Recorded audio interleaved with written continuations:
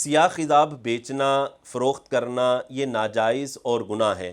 اس کی وجہ یہ ہے کہ علماء نے، فقہاء نے ایک اصول بیان کیا ہے، اور یہ اصول جد الممتار جلد نمبر 7 صفحہ 76 کتاب الحظری والاباحت میں موجود ہے۔ اصول یہ ہے کہ ہر وہ چیز جو ناجائز کام کے لیے متعین ہو یا جس کا مقصود اعظم ہی گناہ کا حصول ہو، تو اسے فروخت کرنا، اسے بیچنا یہ ناجائز اور گناہ ہوتا ہے، کیونکہ یہ گناہ پر معاونت ہے۔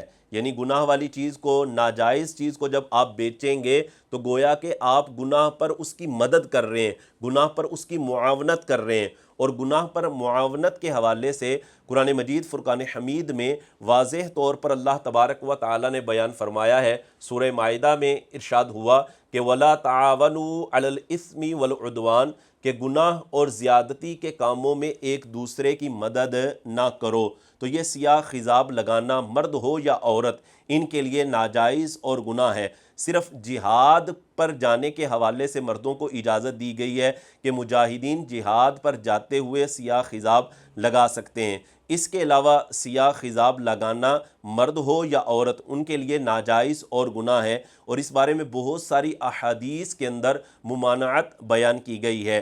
جیسا کہ کنز العمال حدیث نمبر 17333 میں ارشاد فرمایا کہ جو شخص سیاہ خضاب استعمال کرے گا، اللہ تبارک و تعالیٰ اس کے چہرے کو سیاہ کر دے گا۔ اتنی بڑی وعید ذکر کی گئی ہے۔ اس کے علاوہ بہت سارے ہمارے علماء نے اس پر کتب لکھی ہیں کہ سیاہ خضاب لگانا، مرد ہو یا عورت، ان کے لیے یہ ناجائز اور گناہ ہے۔